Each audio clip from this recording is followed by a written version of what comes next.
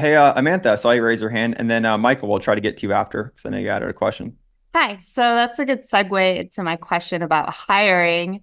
So, how did you look at the hiring plan at the beginning, when trying to determine what those key hires were going to be, when it's right to pull the trigger, and then evaluating quickly whether they're a good fit? Um, I assume early at Postmates is what's interesting, right? So maybe I give you early at Postmates and then also Tip Top because obviously I do things differently now. I think we're pretty good at hiring in both companies. Obviously, we hire almost exclusively engineers in either companies. We had a financial analyst very early on at Postmates. Her name was Kristen Schaefer. She would become the CFO. It was a recommendation from Founders Fund. And we gave her this very unfair task. All we gave her was a CSV dump of data, anonymized delivery data. It had geo coordinates in it. It had free text in it. Had timestamps in it. And we were like, well, you're not an engineer. You can't really help here much, but maybe you can spend a weekend and look at this and tell us something that we don't know. And boy, she came and blew us all away in a presentation that started just me sitting in a little conference room we had. And after an hour, everyone was in that room and said, "Oh, okay, I was taking some notes on how to look at data in different ways." And we hired her on the spot. But I think it was so obviously based on merit. But I like to have a mix of people in the early days of a company, and that is you have a lot of talented people that have done great things before and can bring that experience to your company.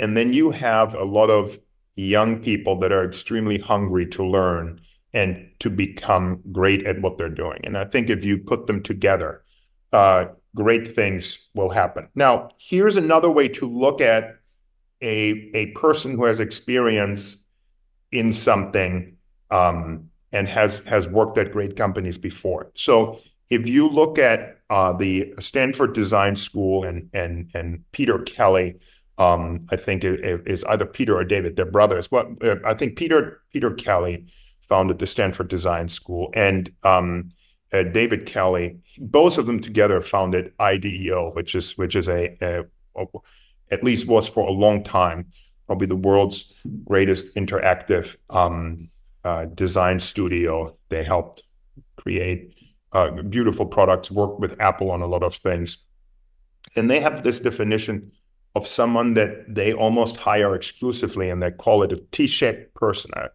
I talked about this before. So a T-shaped person is someone who has a broad empathy across a lot of disciplines and a passion, but a deep understanding in one or two areas. So what that means is it does two things. If you have a deep understanding in one or two areas, it gives you a lot of confidence in certain topic matters.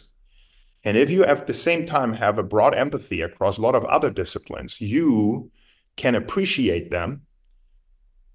But because you have deep expertise in one or two that are not maybe the same of another person, you also appreciate and you have the confidence to work with someone who has expertise in one of the other areas, but who also has a broad empathy across many disciplines, right? So you ultimately get people that are confident and very open to working with other confident and very knowledgeable people in certain fields. And IDEO has done this to the point that they construct the teams that they have. There are some designers, people from fields of psychology, and sort of all breeds, and they work together. And early Apple employees had that. So, and you can actually look for that, right? You can see if somebody is interested in engineering and also has an appeal for the arts or whatever else you want to sort of find out about them. And it's, in my opinion, these are wonderful people to hire. So when I say somebody who's done great things at great companies, you can see how that's a T as well, right? Because it gives you a lot of confidence if you have built great things at great companies and Now, if you come where the startup, you sort of reflect some of that confidence, yet you have this openness to work with other people.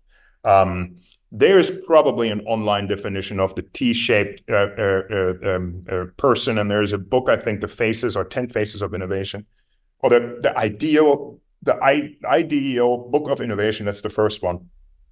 Every founder should read it. Just period for team dynamics.